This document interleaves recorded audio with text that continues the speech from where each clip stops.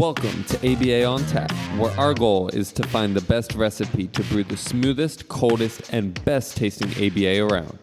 I'm Dan Lowry with Mike Rubio, and join us on our journey as we look back into the ingredients to form the best concoction of ABA on tap. In this podcast, we will talk about the history of the ABA brew, how much to consume to achieve the optimum buzz while not getting too drunk, and the recommended pairings to bring to the table. So without further ado, sit back, relax, and always analyze responsibly. All right. This is your ever grateful co-host, Mike Rubio. Welcome to ABA on Tap. This is part 2 of a very dynamic conversation with Portia James. Enjoy. Yeah, I'm almost at a loss for words right now with all the ideas that you're giving me. We've said here on the podcast, we like to talk about the RBT. This might be a good segue. But the idea that we're trying to give people full-time work between the hours of 2:30 and 6:30 because that's after school, and then when we want to end our day, and you make that point in a different way, which is, most of us are trying to make this, the 40-hour gig. But it's the nights and weekends and the emergency response that falls way short, along with the difficulty of collaborative treatment. And wow, I mean, it's really layered, and a lot of things that with careful planning, you could weave through and create some good systems. Might take a little time, might be a little frustrating, but you're really providing a lot of inspiration, a lot of good questions too, where those things fall short. You mentioned quality service provision and either people not getting it or there not being enough providers. I know that certain regions in Southern California, so we've got the Jacumbas and Campos here in San Diego County, and I know that plenty of those kids go unserved because it's just hard as providers to get out there given the logistics. I mean, there's just so much work to do. If we think about insurance, we're talking about, parents calling us and saying, we call somewhere else. There's a 6 to 8 month waiting list. We've got a lot of turnover with RBTs. So I'm going kind of on the vein of what you were saying, Portia, quality provision and then enough of it, which is lacking. These are the problems that we're facing in our field. Talk to us about solutions that you employ, solutions that you try to encourage people to employ. These are important questions. You're right. People need these services. There aren't a lot of us. There's a revolving door as far as RBTs are concerned a lot of the times because it's hard to maintain. I think you've got some good ideas toward those ends. Yeah, I do. I knew you did. We had and you have a background in a little bit of OBM too, right? So perfect. A little bit, yeah. Okay. Well, this is a good segue. We've talked about the systemic issues now. We're going to spend the next hour talking about the solutions. Yeah, I have been, I've carried a certification in organizational behavior management for the last 10 years. But I feel like it goes to new levels for me. Like it just unlocked for me all kinds of things that we can think about that we just don't think about in ABA. Service delivery is going to have to shift if we're going to, ABA is going to shift. How ABA looks right now is going to shift. We can either be behind it and be crying and closing our doors, or we can get ahead of it and realize that the shift is coming. So here's the secret. Well, this is the part that you put on the ad. This is the secret to get everybody. All right. We got our title for the episode. It's coming. Here we are. Drum roll. And the good thing is that we usually split the episodes into 2 parts. So this is right as we'll split into the second part. So we're like, hey, if you want to hear the secret, come listen to episode 2. Give us the secret. Wow, Dan, you've already given me the editing secret too. Perfect. Let's draw this out a little bit longer. Drum roll. Yeah. What else can we do? All right. So, without further ado, the secret, Portia. Yeah, I think the secret is going to be to really providing high quality behavioral services is going to be to diversify funding. Not just diversify what types of insurance funders you're willing to work with or able to work with, but to diversify the entire gambit of payers who could potentially help us to get this work done, and also connect us with kids who may not otherwise receive ABA services. So this has multiple layers. So let me just start from the question that you asked about the RBT turnover situation. Yeah, okay.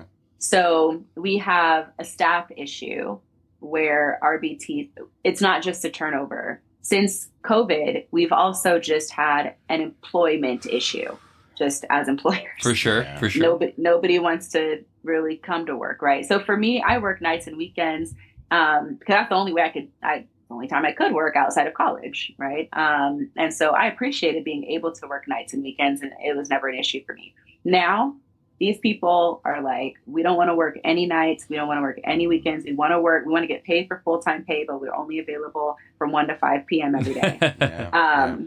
And so we really have a problem. I think the issue that we have, because ABA is a growing field, people are getting into it either because it's popular or because it's sustainable and everyone knows they'll have a job in the future, or because it's trending on social media right now. I'm not sure why people are getting into ABA right now. They'll have a job. It might not be a good job, but it's a job. Yeah. It may be questionable as to whether they want the job, but they'll have one.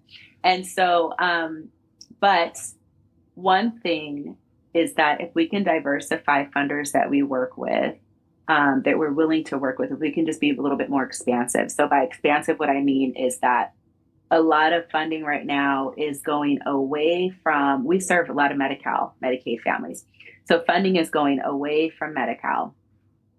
We don't know how that's going to impact the families that we serve, but we did literally receive a video last year from the CEO of our biggest funder, IEHP. And they said, just get ready. Like, the administration is potentially passing down some changes that are going to impact whether or not your families will have access to Medi-Cal insurance. Yeah. And if that happens, you may lose clients. Now, for me, I'm like, okay, as a provider, losing clients, depending on how many, I mean, is it all? Is it half? Like, at what point will we have to close our doors or lay everybody off if this does happen? That right? is stressful. Yeah. So the first thing is like, well, have commercial insurance as well as a part of your service delivery line, so that you're not just putting all your eggs in one basket, right? And that's what anyone would say, diversify your funding, which is fine. Yeah. But when we stay with insurance, we are bound by the rules of the science or of that insurance provider, which means that if we do want to be more creative about the type of services that we're going to provide, we can only create within this box if we stay within this box of working with insurance funders. But that money is leaving Medi-Cal, and where it's going is toward law enforcement, government agencies like Department of Developmental Services, Department of Child and Family Services. That is who are the county. That's where the money is going. That's where, and if we understand this, if we understand local politics enough, which I don't, but my pastor is the commissioner for San Bernardino County. So he talks about this regularly. This is what he's passionate about. So the money is going to these government funded agencies, and they are being given billions of dollars. And they have to spend it with community-based organizations that provide the exact type of services that we provide. We call it ABA. They may call it wraparound. They may call it some type of family support service. They may call it consumer family services. And it includes parent training, behavioral supports in place, school district support, all of that. But they're paying it in grants, and they're writing big checks for people like us who already have the skill to be able to tap into those funds and develop programs that will not only serve kids with autism, but that will serve any child or family who is dealing with a behavioral need, because their job is to keep kids out of the system.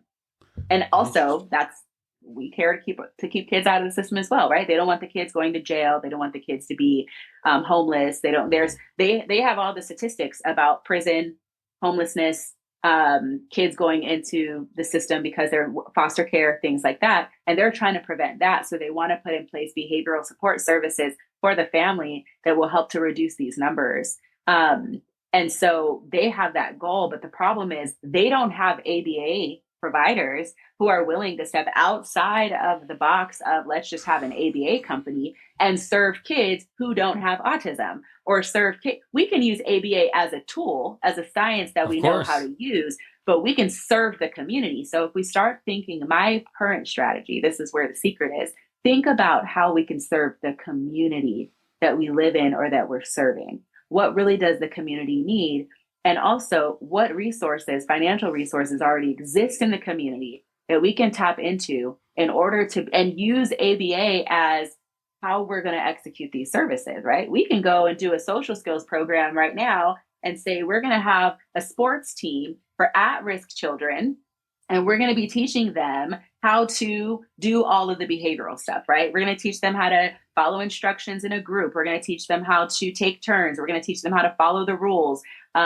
Just whatever it is, we're going to teach them this. But because it's a community-based program, we have some kids who are in this program and their insurance pays for it. And we have some kids who are in this program and the Department of Developmental Services pays for it, or the regional pays for this.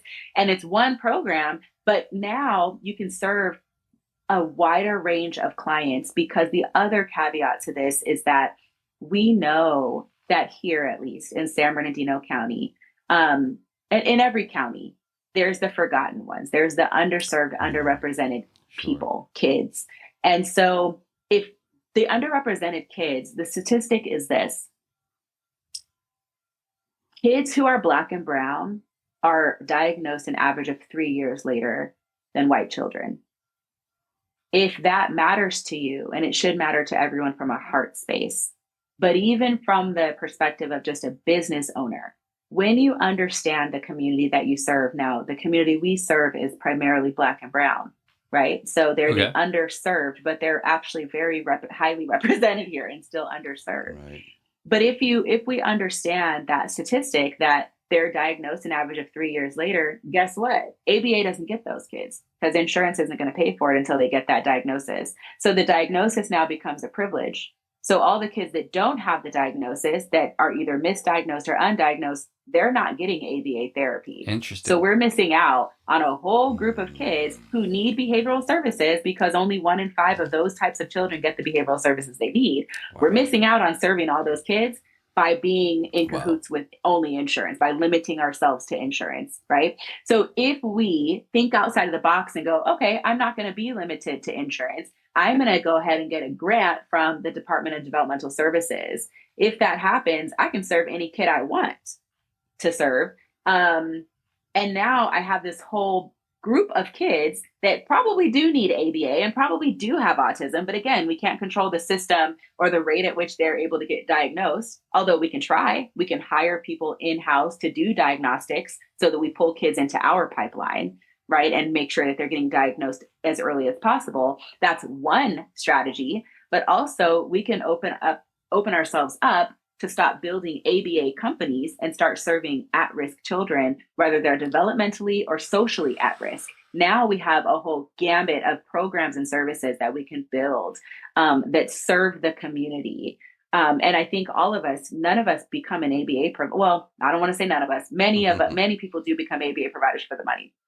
But for clinician-owned ABA companies like mine, I didn't become an ABA provider for the money. First of all, there wasn't enough at any level I've ever been at. It was never enough money to do what I was doing in autism. And it's not enough money right now, even as an owner. I'm here for community. I'm here because this is the platform, the vehicle that I use. But my intention is to serve my community. And that's always been my intention. I have a heart for community and a heart for people. And so it took me years to come to this conclusion, because I did what I've seen before in autism. I didn't want to be a pioneer. I didn't want to build a company and programs and services that no one's ever seen. It's very difficult to do, because even my team will come at me on whether or not this is ethical. Because it doesn't look like what they learned. It's not just DTT at a table. Anything outside of the box is just uncomfortable for people. You know? and that's their competence. I'm like, increase your competence, because there's all kinds of ABA Come on, skills. Portia, you can't do ABA without the IKEA table. Come on now. You can't do it. I mean, you must have it. The little white chair, the little white table, or it's not ABA. And you have to do this a certain amount of times. And good job. You do. Good job. And you must always do the Come on, high Portia. five. You're getting crazy on us here. No, continue. So, let's talk about some of those innovations, some of those out-of-the-box things. You're speaking some really important stuff that I know our listeners hopefully will take away from and be inspired. This is exactly what we need to be thinking about. I'm going to go with it. since 2012 here in California, people have thought about money with the insurance mandate a little bit more. But I'm going to go with what you said. I don't think anybody at the beginning gets into this for money, especially not people like us who have been in it as long as we have. We like what we do. Now, if we can see a little financial success, we're not going to turn it down, but it's got to be with that ethical practice. It's got to be with that sense of community. I love what you're talking about with going outside of the scope of autism services. So tell us more. Well, that's something you've been pioneering. I got to pass it to Mike real quick on the behavioral that. pediatrics piece. I'm sure you've heard of it. I think that's maybe a route that also fits into what you're speaking to in terms of going to some of these pediatricians that are seeing, these Medi-Cal patients and saying, hey, a lot of what you're being told is probably behavioral, and we might be able to help. Now, there is no insurance provision for that right now, but that's where your greater point comes in terms of looking outside of the box of resources that we're tapping into. So the idea that there could be a grant to help to implement behavioral pediatrics with pediatricians, with Medi-Cal patients who wouldn't be able to do the private pay for the service, but the grant might be able to pave the way there. So that's the kind of stuff you're talking about. Yeah. And even just things that help, going back to parenting and the things that they deal with. Right. I think like low hanging fruit is like, where are the parents missing out on like the life of a parent? Being a parent is so much responsibility. There are very few moments of like pride and fun. And usually those are connected with seeing our children be able to be in community with their peers, going to a basketball game or taking our child to Girl Scouts, or, these things that there aren't really places for neurodiverse children to not only exist, but to actually like enjoy, first of all, but to be successful in. And so, for example, we had a few parents that were saying, your social skills program is great, but like I have a daughter and I'm just concerned that there aren't very many girls in there. And I was like, yeah, I never even thought of that, because under a certain age, girls and boys are all the same to me. Like we're like eight and under, they're all kind of the same. But that was a valid point. And so what I did some research and I learned that girls, well, we know that autism is 4 times more likely in boys, but also girls are twice as likely to be misdiagnosed or undiagnosed. Okay. And because of that, because of those 2 variables, there won't likely be space that centers girls in the autism or ABA space. And so what we did was we launched this past March a Girl Scouts troop. It's a social emotional learning, fully inclusive group. Oh, that's fun. And so about half of our kids they have no IEP. They're not our clients. They're just in the group. And the other half of the kids are Behavior Genius clients. And we do exactly what the Girl Scouts do. They have their own curriculum. We just do all of that. And then we record data, and each one of these kids have goals, and we target their goals. We have a behavior technician who comes in. Right now I run it myself. So we have a behavior analyst, a behavior technician, and a parent volunteer. And they come in, the 3 of us, we work together to make sure that it's Girl Scouts, it's fun. The parents get the full experience, but make it behavior analytic, right? And what we've noticed is that not only are these kids making great progress, but our utilization, our contract fulfillment for Girl Scouts is almost at 100%. Oh, wow. It is significantly higher than our contract fulfillment for our small groups in our treatment center or our in-home. And I think the connection there is these parents have been wanting a place for their kids to fit into and belong. Every woman and mother is like, I always wanted to be a Girl Scout, or I used to be a Girl Scout. And so we unlocked that part, that experiential piece where the parent gets to watch their child enjoy going hiking and visiting the fire department and having, learning the Girl Scout law and earning patches. These are experiences that these parents they're entitled to have because we all have them. But they're excluded from the experiences because their children aren't able to fit into them.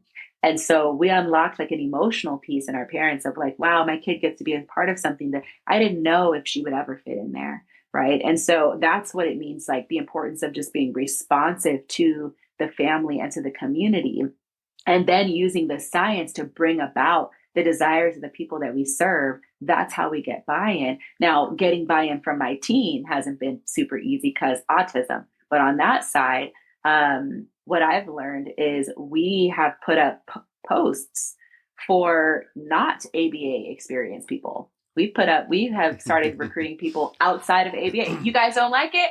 That's fine. We now recruit people who have group therapy experience, summer camp experience. They've worked in classrooms, and they are more fit to work in our social emotional learning program because it's not foreign to them. And then we can teach them the science through establishing better training,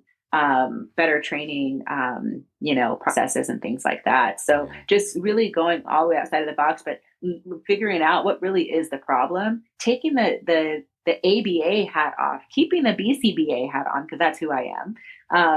But I've been doing that for half my life, but taking the ABA hat off and going, what else is out here? And allowing ABA to be a tool instead of a prison for ourselves, our teams, and our families is going to be what's going to help us to move in another direction before and be ahead of the curve before ABA starts to change maybe in ways that we won't be able to control. That is awesome. When you say take the ABA hat off, are we taking the ABA hat off or are we taking the autism hat off? Because I think we're still using the ABA hat, just not in the way that we've used it under the autism. I take the ABA hat off to think about programming. I don't want to be in the field of ABA, right? I want to think about what really is the need. The need is, these kids are engaging in behavior problems because they're foster kids. They have no parents. But you're right.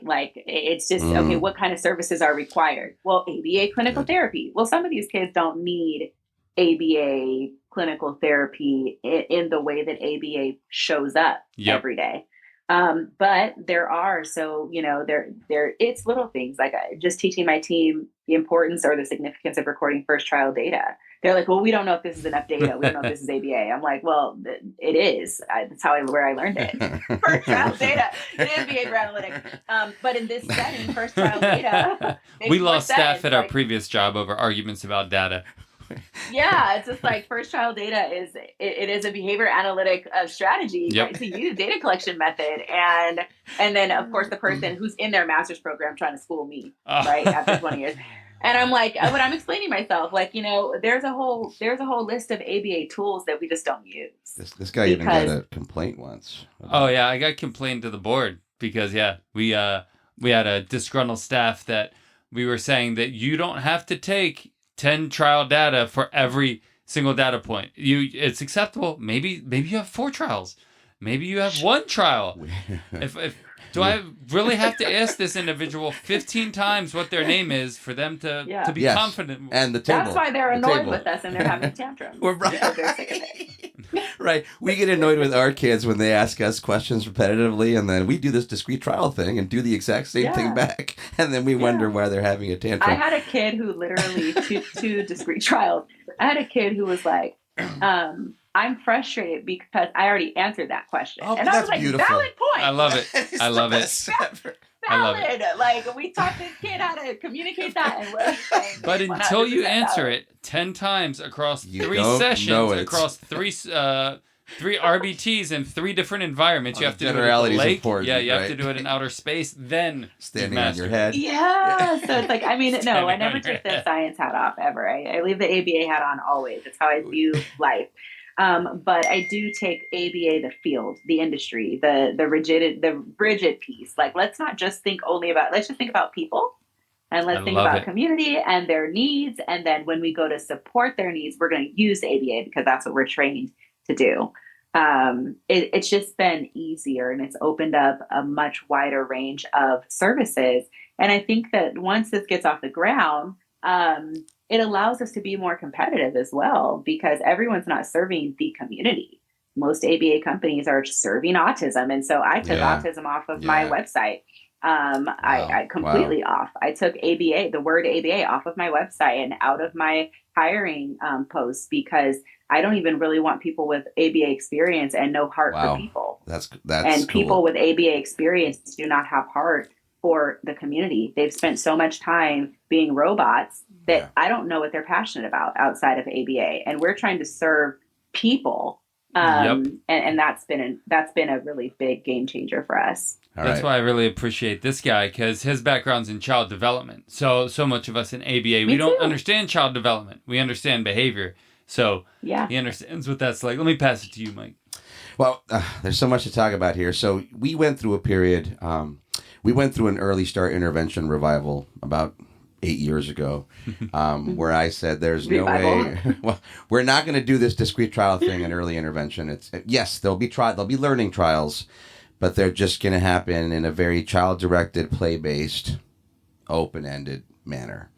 And we went through a bit of a phase, to your point, and very inspiring to hear you talk about it, where we also said we don't want people to have ABA experience because they're going to come in with this certain training. And we all had to abandon that training too. So I went from working in these idyllic child development settings, right? These developmental lab settings at universities where everything is perfect and child directed.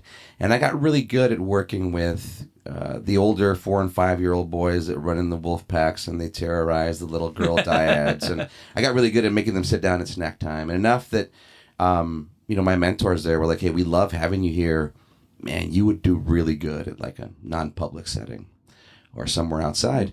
And I remember, well, thank you. That's good advancement for me. Wow, I can make more money. This is great.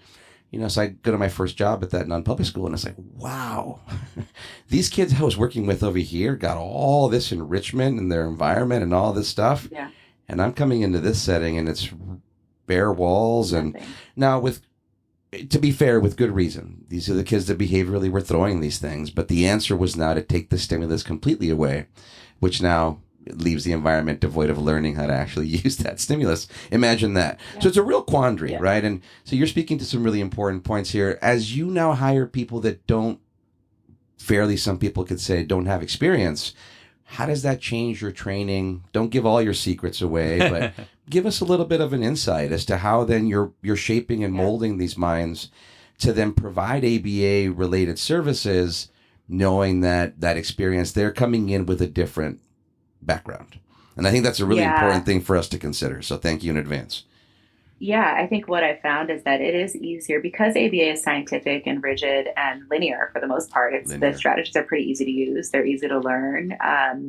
They're counterintuitive, I think, for most people because they're not nurturing, but for the most part, but they're easy to teach. The strategies, they make sense, right? Like it's very ABC. What's hard to teach is like, do you like children? Or do you know how to work with children? Yep. Do you know how to play? Do you know how to work with them? Yeah, can you play? Like, are you interesting? Those things are hard to teach. Even just, integrity, showing up on time. Like, so it's like we have to hire for the things that we can't teach. And then I have just found that teaching people how to use ABA is so much easier when they already know how to engage with the child in the first place. Yep. We're hiring people that like went to school to learn about ABA, and then you put them with a child and they just look like they're dancing with 2 left feet. They don't look equipped whatsoever because they're so busy trying to see the child through this lens of ABA instead of just being with the child, enjoying the child, having fun with the child, getting to know the child, and then knowing how to use the strategies, how to present the SD in a naturalistic setting. Well, they already know how to work with kids in a naturalistic setting because they've been on field trips with kids. They've been in classrooms on the playground. Like they've already been given instructions in naturalistic group settings for years because that's what you do when you work in a classroom. But now we're saying, write it down when you do it. Do it like this, right? Fade your prompts a little bit. That's easy. And I think that's my hypothesis. My hypothesis is that this is new for us. This is an old idea that I finally pulled the trigger on in the last 30 to 45 days. And so actually what's interesting is we just changed all the titles of the jobs and the job descriptions to be centered on group therapy and not on ABA. We took out the word behavior therapist, all of that, just took it out. Within 2 weeks, we received 86 applications. And when I tell you 86 applications for a behavior technician type of job, we call it learning support specialist. And when you put learning in there, then all the people who worked at school, they're like, oh, I know how to do that. I've been a paraprofessional. And if you put group, right? If you put social emotional learning, then all the camp counselors are like, oh, I've done that before.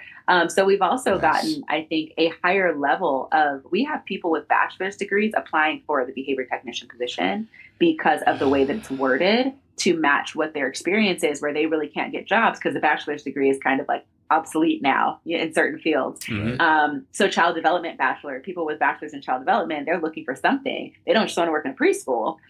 So we're like, well, hey, come help us, build social emotional learning programs. We plan on putting in place, small groups and special interest groups for kids and things like that. And we're going to use ABA as the teaching method, but we're not going to call the whole entire thing ABA. I don't think that's how we should do anything. We should be using ABA as a really good method of teaching. And so that I think there's going to be parents who are going to Google search ABA and they're not going to find us. So I recognize that too. Wow. But also there's going to be more parents are Googling regular stuff because they're sick of ABA. So they're Googling clubs and Girl Scouts and sports and things that they want, that they think are going to be fulfilling for their child and their family, instead of draining. And that's where they're going to find us. Wow. I've got we a vibe million with ideas. that so much, Portia. Yeah. Go ahead, Mike. No. You're giving us a million ideas. And I like the way you put it too. So it does come out in terms of, this is one of the foundational principles we're using. It doesn't need to be a part of our title. Like I sat like in tears over dinner with my husband a couple months ago, and I said, I don't even know how to say this, because I guess I'm in the ABA cult, but I'm just going to say this thing, why it was so hard for me to say. But what I said was, I never wanted to build an ABA company. And now my company has become an ABA company. I don't want to work for an ABA company if I were to stop owning this company. And I never intended to build an ABA company. And the very next week, I sat with my brand manager, my marketing director, and I said, take the word ABA out. This is not an ABA company. We are a social emotional learning program for children, for neurodiverse children, an inclusive social emotional learning program. And so that's what people are looking for. People are only looking for ABA because the science has told them that that's the only proven treatment for kids with autism. And so we dress it up and we put a tie on it and button the top button all the way up. And then these kids have to lose a portion of their life to have ABA. But what if we just let them have life? And we are brilliant enough and risky enough to just let them have life and live life and do all the things kids and their families want to do. But when we come, I'm a behavior analyst. I can't come to the party without ABA in my pocket. There's no way. It's more natural to me than most things. And so, but we are teaching, the specific teaching method that we use is ABA. And that takes the sting off of it too, because a lot of these families have had ABA for years and they've been harmed by ABA, and that's not what they're looking for. They're looking for something else. Or what about when we refer these kids out as out of the ABA, they're like, they don't really need ABA anymore. And all the parents that are like, okay, well, they need something. What else is there? Yeah, I don't know. We don't even have somewhere to refer them because there are no socially significant programs just out there to say, you're going to go from ABA, but we're going to take you over here to this. And what is it that you want to see your kids doing? Oh, you want them doing sports? You want them involved in clubs or, whatever it is. Well, I know a company that they specialize actually in providing those community services that you're looking for. And they are also trained and they specialize in using ABA to help the kids be successful. That's the company I want to be. I don't want to be the ABA company that once we can no longer do DTT at the table, we got to refer them. We got to just end services and graduate these parents. And the parents are never ready because we never really scratch their need. Yeah.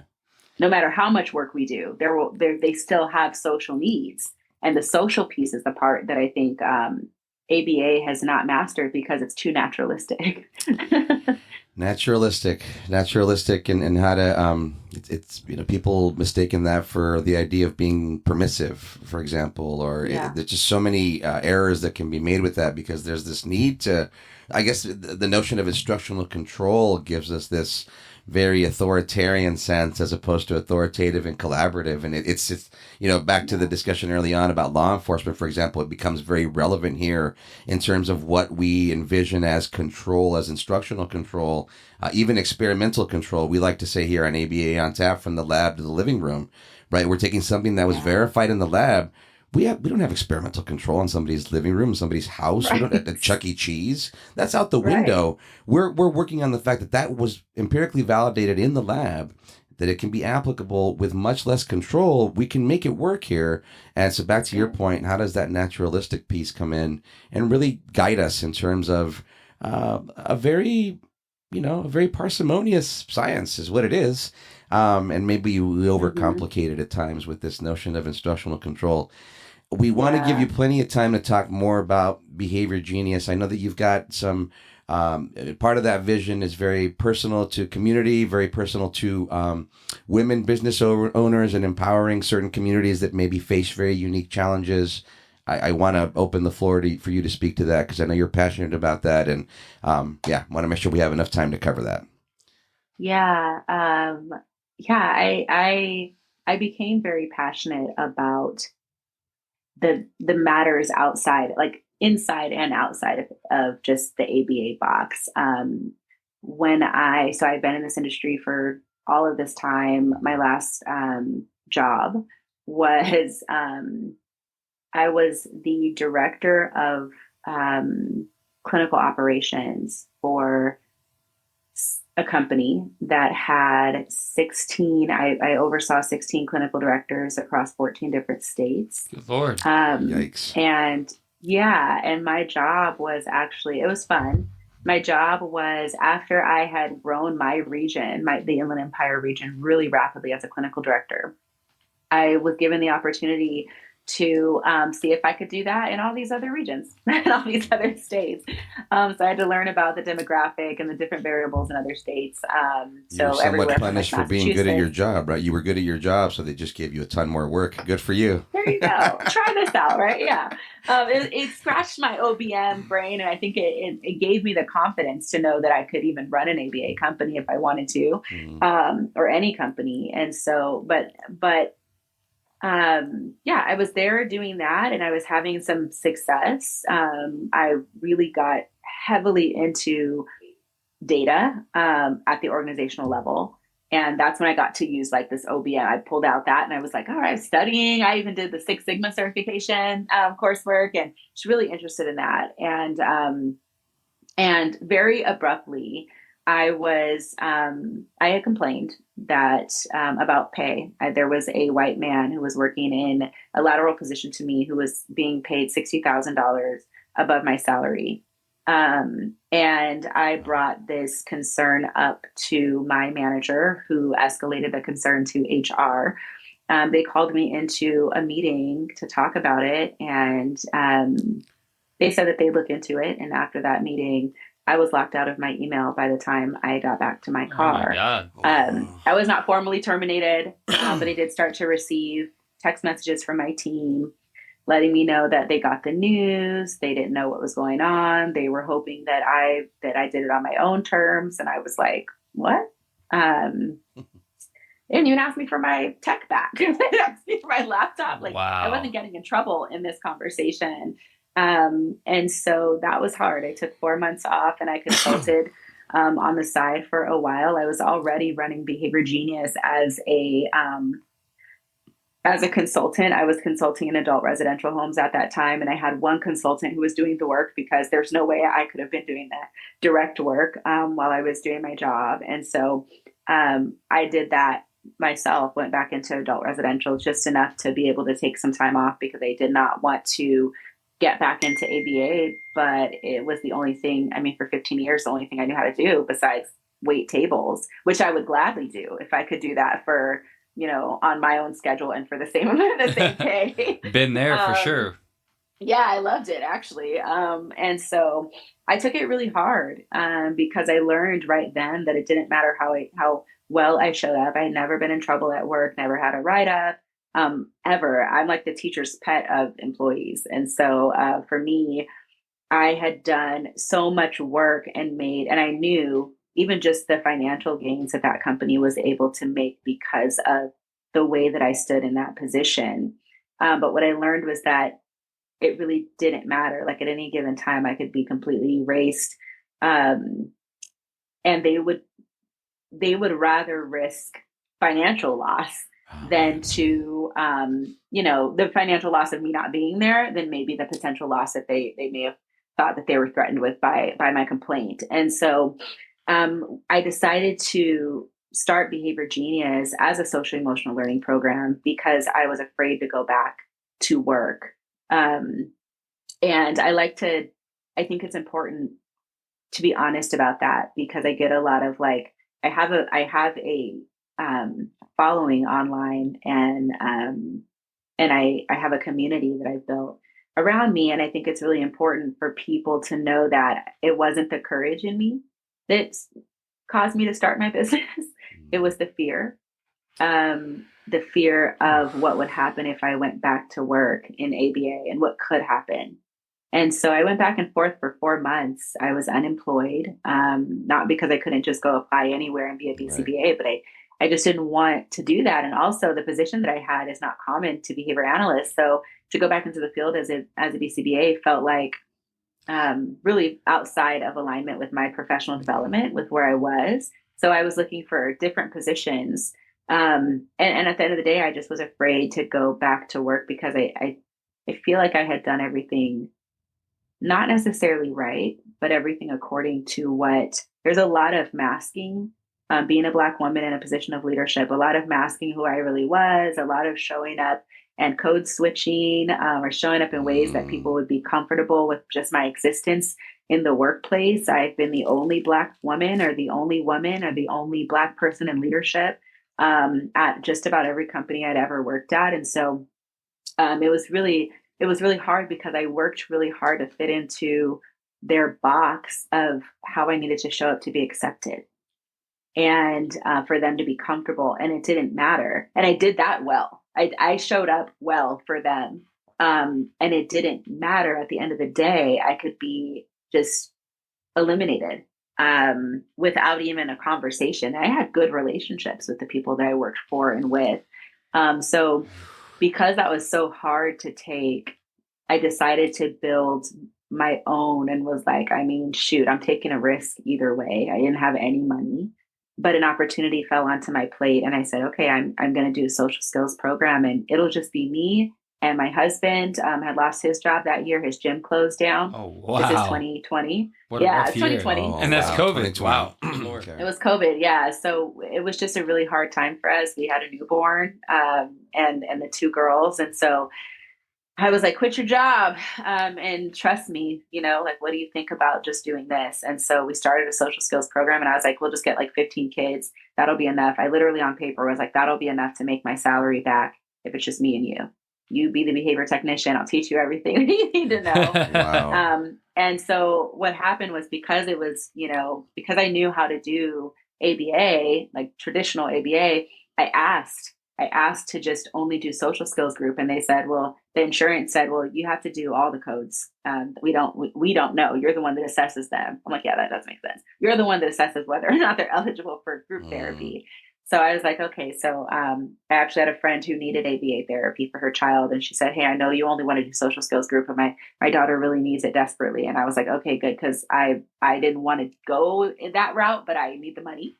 So I was like, I'll do it.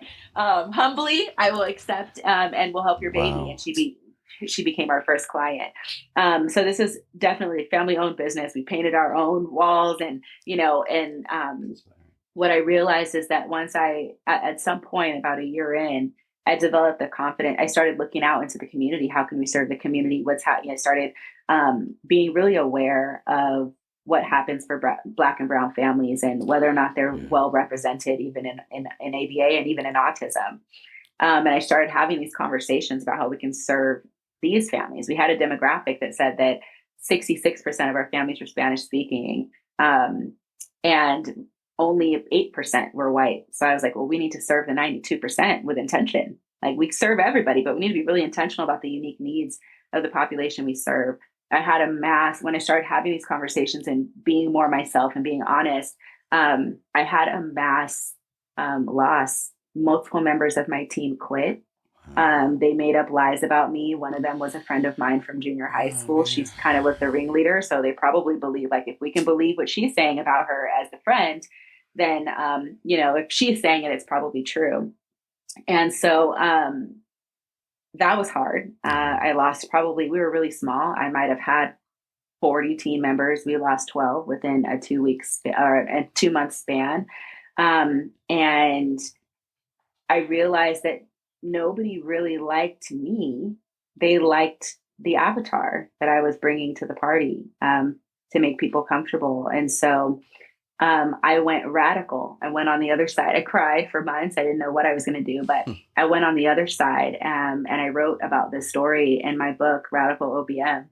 And I went all the way the other direction. And I said, I'm only going to exist for this population. And I'm only going to serve primarily, right? I'm only going to talk about the importance of serving this population. And even when I consult and coach people in business, I'm only going to coach Black women founders, because that's who's underrepresented. That's who needs the help. That's who nobody's coming to save or asking their opinions.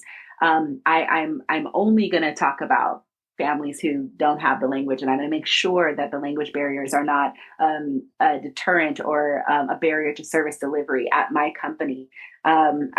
After several years, my mom and my sister convinced me to put my face on my website, and they're like, when families come here, they need to know that a Black woman made this, because there's safety in community when people know who you are. And so all of this, like, conversation now, of course, I've been asked to speak at ABA conferences. I've ventured out even to other business conferences and podcasts and things like that are not necessarily about ABA, just talking about DEI, which was not my intention, but just telling my story and talking about kind of what it has been like building a company that serves diverse people, not only in terms of our families, but our team. We have a very diverse team. Our team matches actually the families that we serve. We don't intend for it to be so like it's right on the money. 80% of our families, or 89% of our families, are Black and brown. 89% of our team members are Black and brown as well. Wow. And so we have great representation. But I started to just say, you know what? I want to make sure that if people don't like me, they don't like me for who I actually am. And if people actually like me for who I am, then those are my people, right? And so I like that. That's where the who I serve started to become really important. And we don't reject white families, white children, white employees, and we don't make them feel belittled or small. But the ones that feel comfortable in this space are the ones that are comfortable being in real community with all different types of people. And so, it's helped me I've grown a lot personally. And I have a different standard for what we're going to provide to the families that we serve, because our mission, we changed our mission. It was something about autism. I don't even remember what it was. The other day I was trying to think about it. I don't even remember what it was. But 2 years ago, we actually changed our mission to closing the gap in access to quality behavioral health care. And so I talk about the gap. And I talk about why there's a gap in access. And when you talk about why there's a gap in access, and who you serve becomes really important to talk about. And so, that's my brother would say, my villain origin story. You're a villain.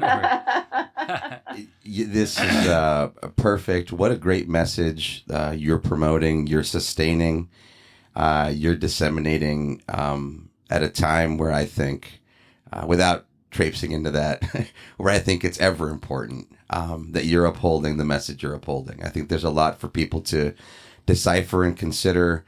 There's a lot of political polarization around some of the things that you're speaking about. And again, we commend you. Very inspired by what you're saying. And we agree. We've taken a million ideas from what, as business owners, starting up, we're only a few months into operations and we've been building for a year. But a lot of the things you're talking about have changed my view in terms of how we're going to work with certain funding sources, access certain arenas that just didn't seem to make sense fiscally.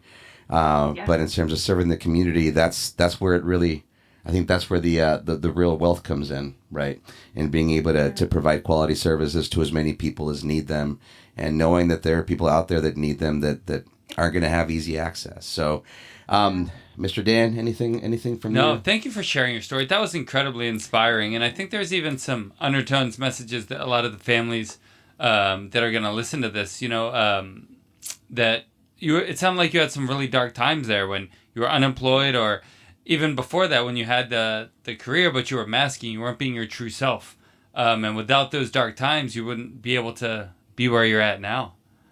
And that is really, really inspiring. So even if it seems like your options are limited, like you really persevered, and you can build back stronger. And it seems like you really built back stronger and were able to find your true voice. So thank you for sharing that. And for our listeners, thank you for sharing that to them as well, because that was very, very inspiring. Yeah. You're ever efficient. In true form, we are at exactly the time we need to be. And given that my lunch break is almost over and the boss is here, he gets on me about being late. Portia, we could talk to you for another 2 hours, another 4 hours. We will have you back on. Maybe we'll delve a little bit more into your book and take some time for you to expound on that to our listeners. We can't thank you enough for your time. If you could just take another minute or so to to promote anything you want to promote and tell people where they can find you, websites or whatnot, go for it. Oh, yes. BehaviorGenius.com is for families. That's where you can learn more about our social emotional learning model, and clinicians. I'm always open to share the wealth. I think we all need to move in this fashion together. I can be found personally. I spend most of my time, when I'm not in email, most of my time I spend on Instagram. I'm not a LinkedIn girly, so it takes me a while to get back, but I'm at Miss Portia, MISSPORTIA. Radical OBM is available on Amazon, and it's good. The people love it. I'm so proud of it. I am working on a new project, so I'll have another book. I'm hoping by the end of this year to launch my second book. So stay connected so that you can be first to know. Thank you guys so much. Please, we'd love to have you back when that's ready, so you can talk about it and promote it. Again, best of luck with all your ventures. If anything that we can do for you in the future, you know where to find us. I like to do a little synopsis here in closing for our tagline. So things I took away from our conversation, I'm going to say, serve the community, let them have life, and always analyze responsibly. Cheers, Portia. Thank you so much. Thank you. Bye-bye. ABA on Tap is recorded live and unfiltered. We're done for today. You don't have to go home, but you can't stay here. See you next time.